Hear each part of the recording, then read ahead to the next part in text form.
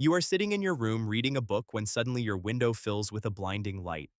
Your eyes are dazzled, and out of curiosity, you jump to your feet and run toward the window. But that could be the biggest mistake you could possibly make. The moment you reach the window, a powerful shockwave shatters the glass. Sharp fragments explode into your face, your eyes, and your body. You collapse to the floor screaming in pain. You go blind and begin losing blood rapidly. That was a terrible mistake. Now let's rewind. You are sitting in your room reading a book when suddenly the entire room is flooded with an intense light. Your eyes are blinded by the brightness. But because you realize that such a powerful light could only come from an explosion, you do not rush toward the window. Because you know that while the light from an explosion travels at the speed of light, the shockwave moves much slower, at the speed of sound. So if this truly is the kind of explosion you fear, within seconds the shockwave will also reach you and shatter your windows. That is why you immediately move away from the window. Take cover behind a solid wall, lie face down on the floor, and cover your eyes and ears. And a few seconds later, the windows explode. Everything in the room is thrown into the air. You can feel the walls cracking, but fortunately, the building does not collapse. What you feared has just happened. In the center of the city, only a few kilometers away from you, a 10-megaton thermonuclear bomb has detonated.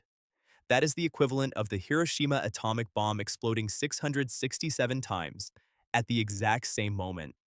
What you do during the next few minutes will determine whether you survive or not. Do you know what you should do? Now it is time to hide. After the explosion and the first shockwave pass, panic and fear will consume the city. You will hear screams, crying, and desperate voices coming from outside. Hundreds of thousands, perhaps even millions of people, animals, and other living beings have likely already been vaporized.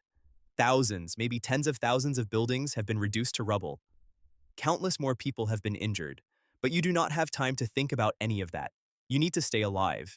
Because if you are still breathing, it means you survived the heat, light, pressure, and flames released by the nuclear blast.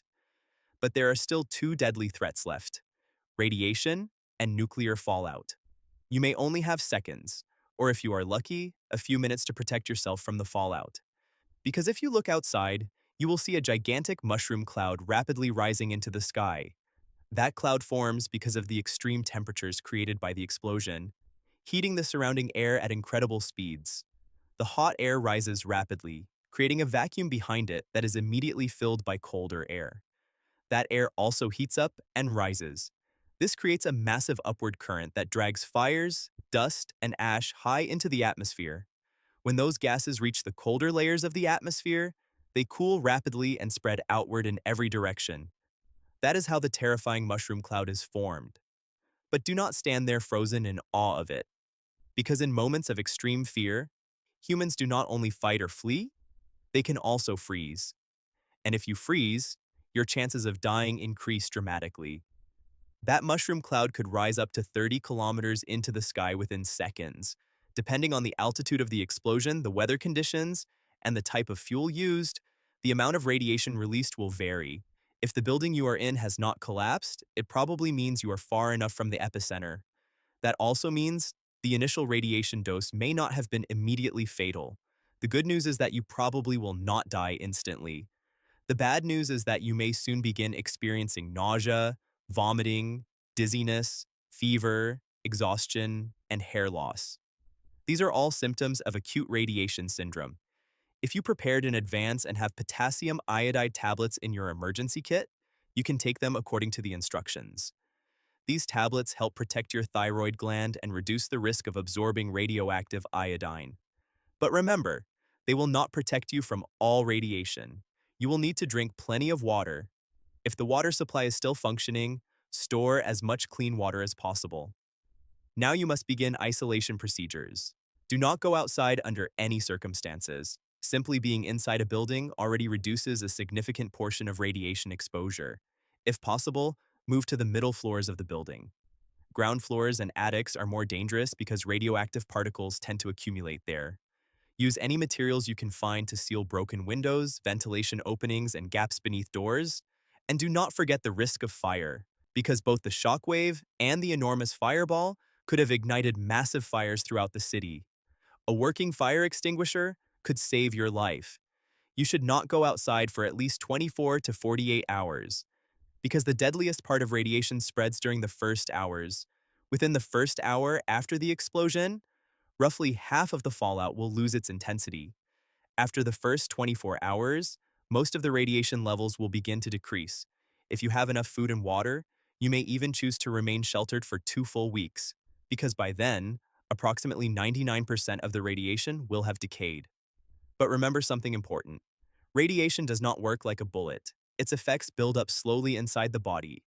That means even weeks later you could suffer severe health problems if you received a high dose in the beginning. That is why the longer you remain in a safe place, the greater your chances of survival. And remember, in a real nuclear war, there probably would not be just one bomb. Because nuclear wars operate under an all-or-nothing logic. If you are outside and somehow survive the explosion, you only have two options. Move as far away from the blast zone as quickly as possible, or immediately find shelter indoors. If you can completely cover the mushroom cloud with your thumb when extending your arm, you are probably far enough away and may still have a chance to escape. But if you cannot cover it, then you are too close and have most likely received a dangerous dose of radiation. If you notice ash and dust falling around you, cover your mouth and nose with a piece of cloth. Once you find a secure shelter, carefully remove your clothing and throw it outside. If water is available, shower immediately and wash your body thoroughly with soap and water, because invisible radioactive particles may still be covering your skin. Do not forget that communication systems will most likely collapse. Power grids may be destroyed, phones may stop working entirely.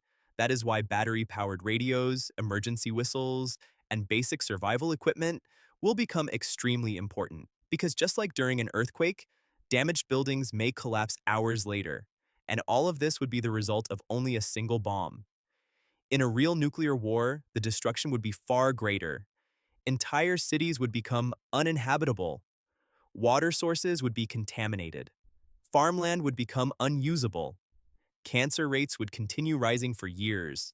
Thousands of people would suffer from post-traumatic stress disorder. Economies would collapse. Social order would disappear.